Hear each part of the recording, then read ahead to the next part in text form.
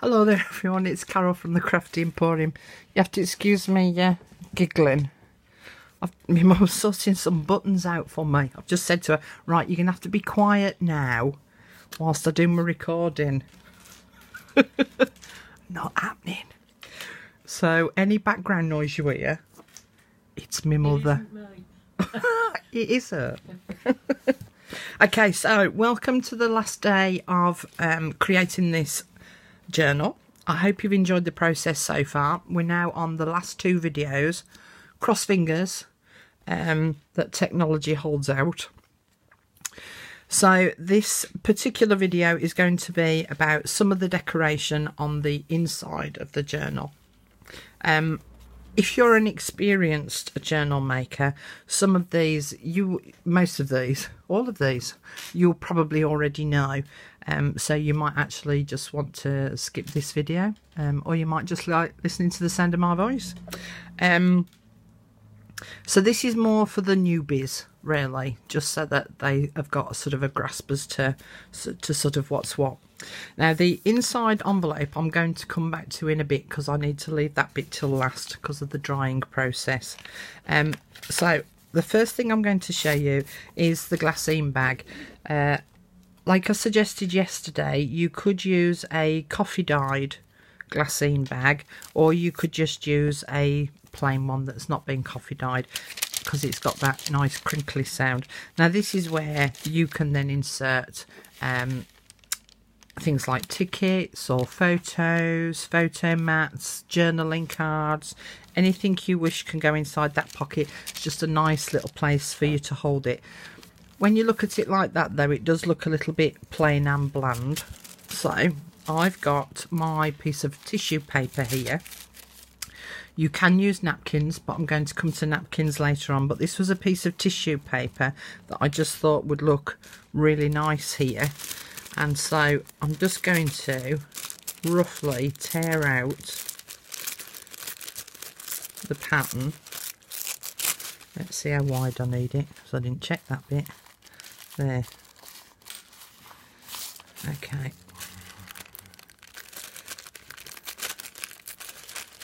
Tear it down there.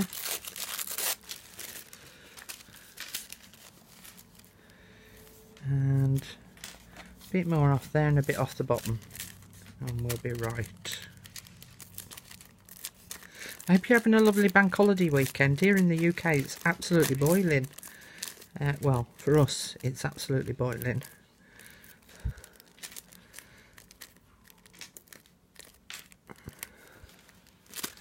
Right, and so that can just stick on there. And I'm just going to use PVA glue for this. I'm just going to eyeball where I actually need my glue to go. In fact, I'm just going to trim that little bit off because I can see it's just going to extend beyond. Okay, so it sort of went a bit like that. There we go. So I've only put a thin piece of glue on because then I'm just going to use my finger just in a circular motion to spread the glue out a bit. And I don't want to use a spreader because I want to be able to feel where I've not got any glue. You can't always see where you haven't got any glue. There's a bit more needed there. And because it's wet glue, then it will crinkle the paper up, the glassine bag up. See, look, she's making a noise. I knew she would. She hasn't got her hearing aid in, so I can talk about her, and she won't be able to hear me talking about her. Not listening. Yeah, see, she's not listening to me. Okay, so that will remain crinkled until it dries, and then it will remain a little bit crinkled, but it'll be dry. Now the difference between putting on the tissue paper as opposed to a napkin is that because this is a thicker paper, tissue paper is a slightly thicker paper, the glue doesn't seep through like it does on a napkin, and so here on the top it's actually void of glue. Next one I want to show you is, remember this one where we did the little tuck up? So what you could do with that is just put a little bit of PVA glue on the edge there to just stick that down, so that that now forms a pocket. And then you could, wasn't that bit, was that bit, just to show. So you could put a piece of lace on there, or you could put some washi tape on there. And I got this from our pound shop the other day, 3 for £1. So you could put some washi tape on there, or you could have some lace sticking up. I'm not going to do this one. I'm going to let you use your imagination. So then you could have the lace sticking right on the edge of the pocket, so that it forms a nice little decorative edge on the top of the pocket. Right, so that's what you can do there. So you glue that edge down and then decorate that little bit of paper up. This one here was a piece of coffee dyed paper that I'd got left over. One of my lace ones that didn't come out as well as I'd hoped, but it's fine. In fact, that's what I didn't get. There we go. So, you know, I said I liked my micropore. Well, this is why I like the micropore, because I folded this piece of coffee dyed paper in half. But I folded it just slightly beyond half, so there's a little bit of a lip. Can you see the lip there? And I'm going to stick the shorter side to the inside edge there, and I'm going to use my micropore. You could of course use washi tape, it doesn't have to be micropore. It's just I prefer it because it doesn't have a pattern. It doesn't hide the pattern of your paper. Let's pull that back a little and clip that off. And because it's the micropore, as I say, you can hardly tell that it's there. Now, whilst I put it on that side, I'm actually going to flip it over and also put it on that side as well, because as you curl this back, it reveals the edge of the micropore, so it's quite sticky. And I'm just going to put the micropore down that edge as well, and this is what we call a tip-in, because it tips into the page.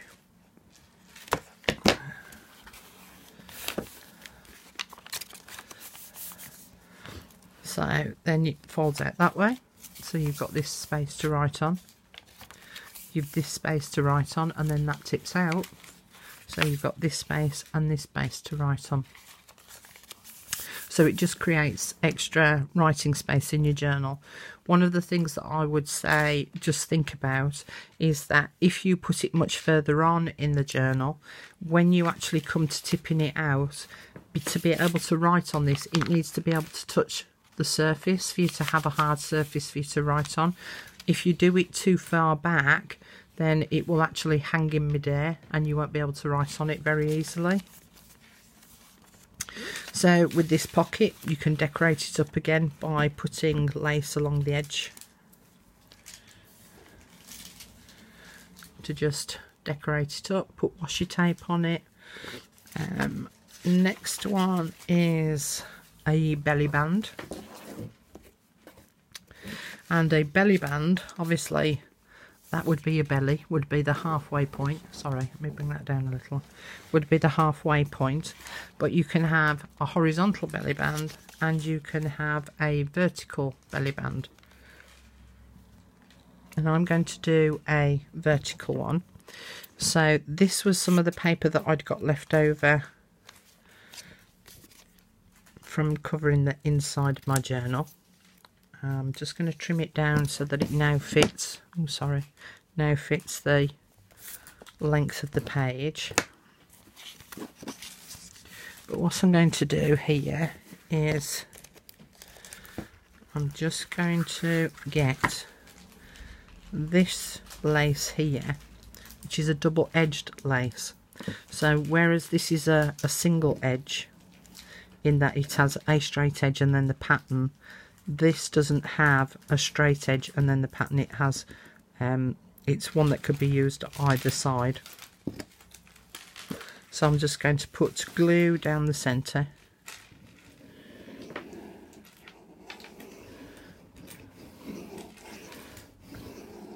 and again just spread it out a little.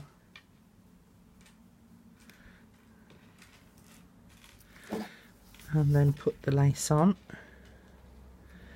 Now this lace I'm going to extend beyond the end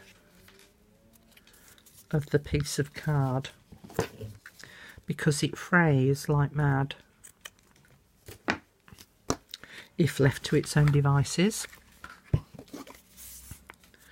And I would just turn that over, stick it down with a little bit of glue,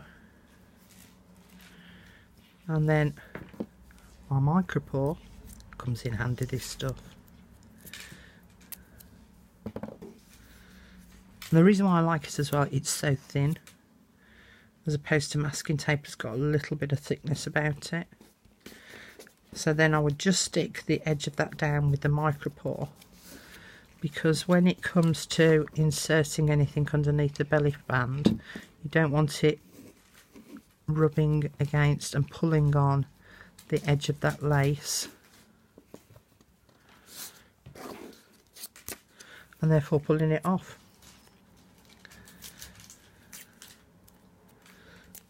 So another little bit of micropore on the edge of that again.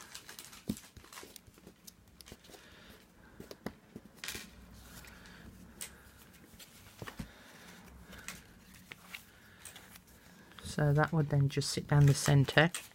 So what I would do there, I would put glue on the top edge there, put glue on the bottom edge there. Let's just do it.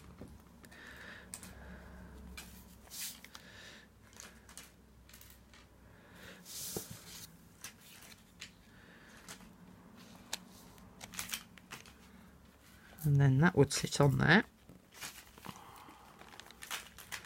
And just to save a little bit on time, just to give you an idea, you could then get some nice buttons or some charms and attach those top and bottom to just decorate it up. But that now gives you somewhere to, you would just insert that under, and then that can sit comfortably in there. It's not going to go anywhere.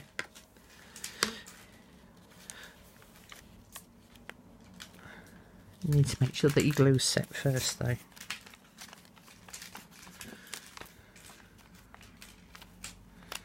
I need to put a bit more glue on that, come back to that later. On this page I'm going to do a corner flip, which is commonly known as a Rita Donnelly flip. So if ever you hear the terminology, it's a Rita Donnelly flip. This is one of them. Now Rita denies that it was her that invented it, but she's got it. It's hers. So basically what you have is a square of paper or thin card, and you fold it diagonally across to form a triangle.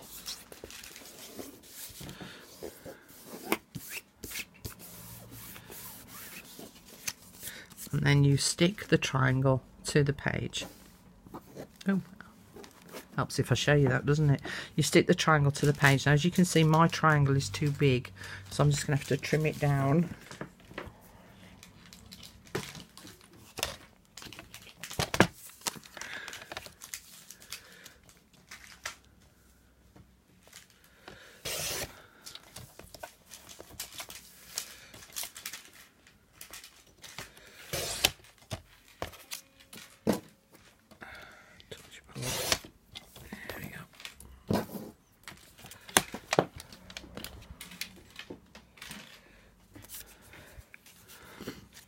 That's a better fit. Okay, so the triangle would then sit on your page, and what happens is it becomes a pocket, as well as it flips up so that you can write on the inside of the flip as well, so it becomes like a little secret hiding place.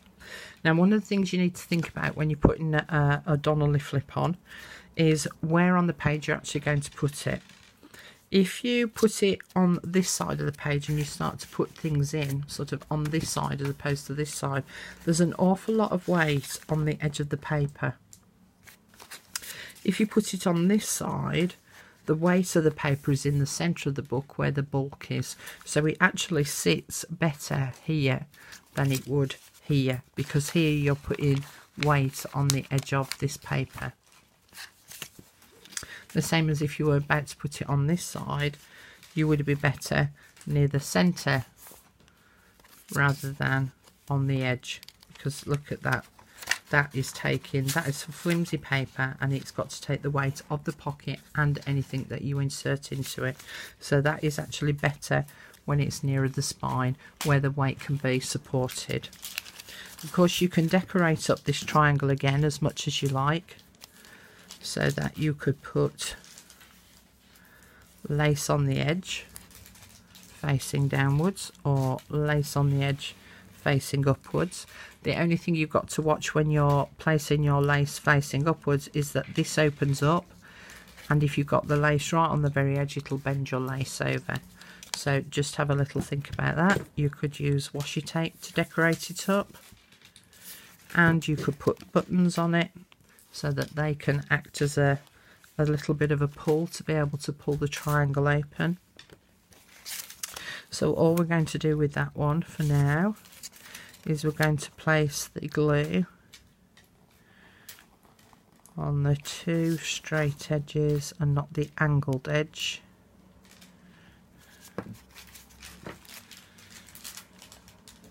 And I'm not going to place it right the way up to the edge of the page, I'm just going to leave it a little way from the edge.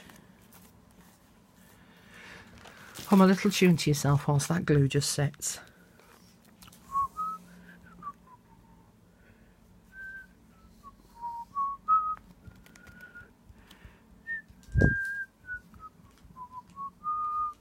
Okay, let's have a look. Still needs a little bit longer, but never mind. But as you can see, that would then act as a bit of a tuck pocket for you to put something in there, and as I say, that then flips up and you've got this area to write in. When it came to the envelope in the centre, what I did was I did some napkin. I glued a napkin to the flap of the envelope. Now this is the sort of decoration that can be done beforehand, but that then becomes the tuck space. Just pretties it up a little bit, and again you could put lace around the actual flap. I'll just show you. So you could put lace around that, or you could put it along the bottom. Just be careful of the bulk here in the centre, especially with the elastic band there as well.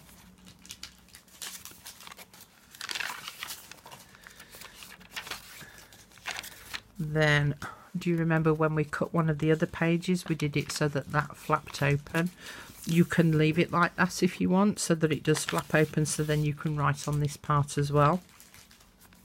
You could actually glue it down across here and across here, so then it becomes a long pocket, so that you could put like a bookmark in there. You could put glue across here and across here, so that then that sticks down and it forms a pocket there as well. But I like it so that it flaps open, so that you can write on this space as well. But again, it's another one that you can decorate up to just accentuate the fact that it's there. So you could put lace on the edge of there, you could put lace and washi tape on the edge to just make it look pretty. You could do stenciling on there.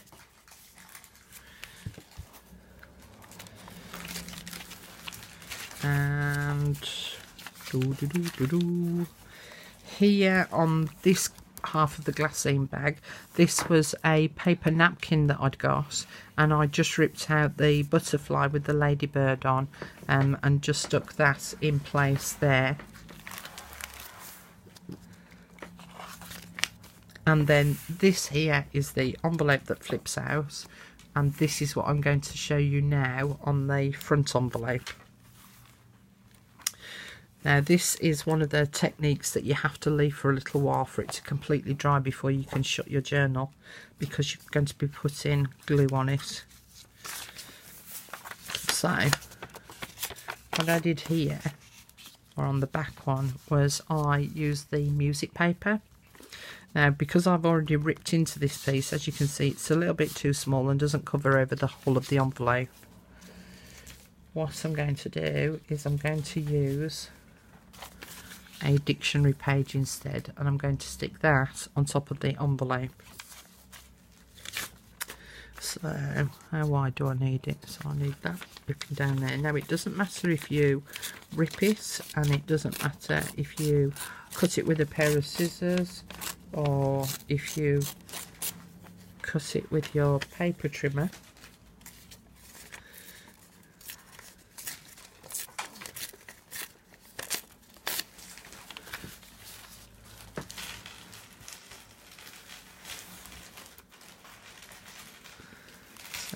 Just marking off the bottom edge so that I know that I want it a little bit less than that.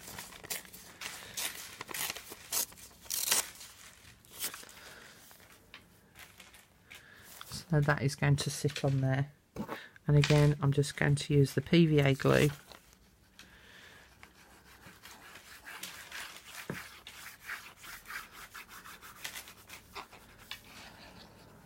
I'm just going to rub it quickly with my finger. Just takes those ridges off a little as well, and it doesn't have to be a complete coverage at this stage because we're going to put something else over the top of it.